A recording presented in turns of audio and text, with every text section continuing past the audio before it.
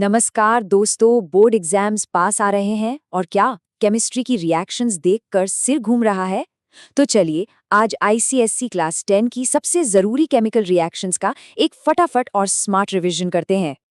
हाँ, यही तो केमिस्ट्री की सबसे बड़ी दिक्कत है ना। एक चैप्टर पढ़ते हैं तो पिछला भूलने लगते हैं या फिर सारी रिएक्शंस आपस में मिक्स हो जाती हैं। पर फिक्र मत कीजिए, इसका एक बहुत बढ़िया सॉल्यूशन है। तो इसका सीक्रेट क्या है? देखिए, बात रटने की है ही नहीं, बात है पैटर्न को पहचानने की। अगर आपने एक बार लॉजिक पकड़ लिया, तो फिर रिएक्शन को याद नहीं करना पड़ेगा, वो खुद ब खुद समझ में आने लगेगी। तो चलिए शुरू करते हैं और शुरुआत करेंगे उस चैप्टर से जो अक्सर सबसे ज्यादा सिरदर्द देता है, ऑर्गेनिक केमिस्ट्री।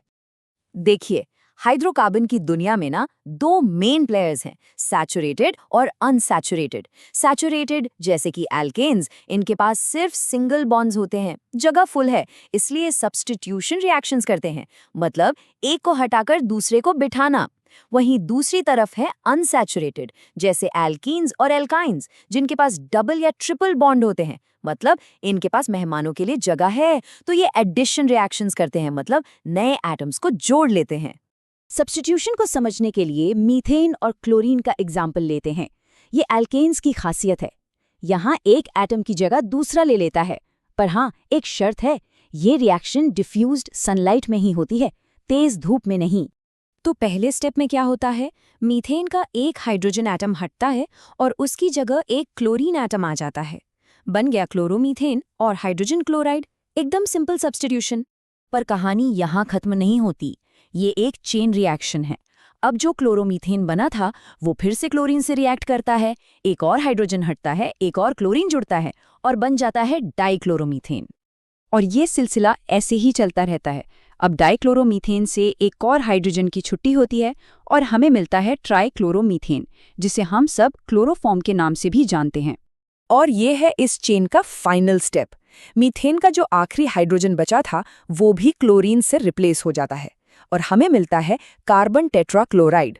अब आगे कोई सब्स्टिट्यूशन नहीं हो सकता। क्यों? क्योंकि रिप्लेस करने के लिए कोई हाइड्रोजन बचा ही नहीं है। रिएक्शन पूरी। ऑर्गेनिक केमिस्ट्री का अगला बड़ा पैटर्न है डिहाइड्रेशन। नाम से ही साफ है, डिहाइड्रेट करना मतलब किसी कंपाउंड से पानी के मॉलिक्यूल को बाहर निकाल देना। और इस काम का एक्सपर्ट है कॉन्सेंट्रेटेड सल्फ्यूरिक एसिड। इस पैटर्न को एक्शन में देखते हैं। जब एथेनॉल को 170 डिग्री सेल्सियस पर कॉन्सेंट्रेटेड सल्फ्यूरिक एसिड के साथ गर्म किया जाता है तो ये एसिड अपना काम करता है। वो एथेनॉल में से एक पानी का मॉलिक्यूल खींच लेता है और नतीजा हमें मिलता है एथीन और पानी। कभी सोचा है कि परफ्यूम में या फिर पके हुए आम में वो मीठी फ्रूटी सी खुशबू कहाँ से आती है? ये कमाल है एक खास तरह के कंपाउंड का जिसे एस्टर कहते हैं। तो ये प्यारी सी महक बनती कैसे है? इस प्रोसेस को कहते हैं एस्टरिफिकेशन। ये एक रेसिपी की तरह है। आपको चाहिए एथेनोइक एसिड, एथेनॉल और कैटलिस्ट के तौर पर थोड़ा सा कॉन्सेंट्रेटेड सल्फ्यूरिक एसिड।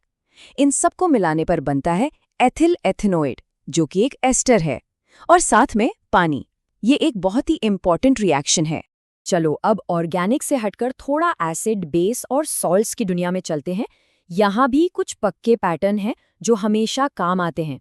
यहाँ दो गोल्डन रूल्स हैं। पहला, कोई भी एक्टिव मेटल लो, उसमें डाइल्यूट एसिड डालो, आपको हमेशा सॉल्ट और हाइड्रोजन गैस ही मिलेगी, फिक्स है। और दूसरा, जो सबसे क्लासिक है, एसिड और बेस मिले तो क्या बनेगा? हमेशा सॉल्ट और पानी। इसे न्यूट्रलाइजेशन रिएक्शन भी कहते हैं। अब आते हैं केमिस्ट्री की जासूसी पर, मतलब एनालिटिकल केमिस्ट्री। यहाँ हम रंगों के सुराग से पता लगाते हैं कि हमारे पास कौन सा मेटल कैटायन है, वो भी सिर्फ प्रेसिपिटेट के रंग को देखकर।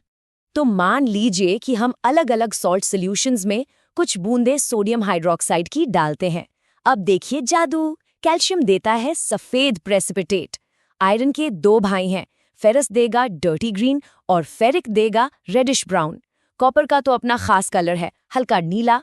अब जिंक और लेड दोनों ही सफेद प्रेसिपिटेट देते हैं, पर इनमें फर्क कैसे करें वो आगे देखेंगे। अब देखिए, अगर हम रिएजेंट बदलकर अमोनियम हाइड्रोक्साइड इस्तेमाल करें तो कहानी थोड़ी बदल जाती है।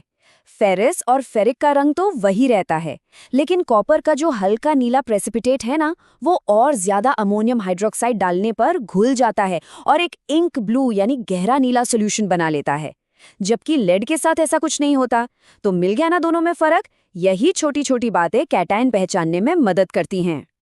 चलिए अब अपने आखिरी टॉपिक पर चलते हैं, इलेक्ट्रोलिसिस। इसका सीधा सा मतलब है इलेक्ट्रिसिटी यानी बिजली का इस्तेमाल करके किसी केमिकल कंपाउंड को उसके आयंस में तोड़ना। इलेक्ट्रोलिसिस में दो रॉड्स होती हैं, कैथोड और एनोड। कैथोड होता है नेगेटिव, तो वो अपनी तरफ पॉजिटिव आयंस यानी कैटायंस को खींचेगा, और एनोड होता है पॉजिटिव, तो वो खींचेगा नेगेटिव आयंस यानी एनायंस को। सिंपल सा रूल है, ऑपोजिट्स अट्रैक्ट। कैथोड पर हमेशा इलेक्ट्रॉन्स का गेन होता है और एनोड पर लॉस। इस पूरे कॉन्सेप्ट को समझने के लिए सबसे बढ़िया एग्जाम्पल है पिघले हुए लेड ब्रोमाइड का। जैसे ही हम इसे गर्म करके पिघलाते हैं, ये अपने आयन्स में टूट जाता है। पॉजिटिव लेड आयन Pb2+ और नेगेटिव ब्रोमाइड आयन Br1। अब क्या होगा? जैसा कि हमने सीखा, पॉजिटिव चार्ज वाले लेड आयन्स भागेंगे नेगेटिव कैथोड की तरफ। वहां जाकर उन्हें दो इलेक्ट्रॉन्स मिलेंगे और वो बन जाएंगे न्यूट्रल लेड मेटल, जो कैथोड पर जमा हो जाएगा। और ठीक उसी वक्त दूसरी तरफ नेगेटिव ब्रोमाइड आयन्स दौड़ेंगे पॉजिटिव एनोड की तरफ। वहां जाकर वो अपने एक्स्ट्रा इलेक्ट्रॉन खो देंगे और ब्रोमीन की वेपर बना लेंगे। एक बात पर गौर कीजिए, जितने इलेक्ट्रॉन कैथोड पर लिए गए, ठीक उतने ही एनोड पर छोड़े गए। बैलेंस एकदम परफेक्ट है। तो बात का सार क्या है? बात यह है कि केमिस्ट्री में सैकड़ों रिएक्शंस को रटने की जरूरत नहीं है। अगर आपने इनके पीछे के मूल पैटर्न्स को पकड़ लिया, तो आप किसी भी रिएक्शन को समझ सकते हैं और उसे सॉल्व कर सकते हैं। सब्स्टिट्यूशन हो, डिहाइड्रेशन हो, न्यूट्रलाइजेशन हो या इलेक्ट्रोलिसिस, बेसिक सिद्धांत वही रहते हैं। तो रटना छोड़ो और पैटर्न को समझो, यही है असली की।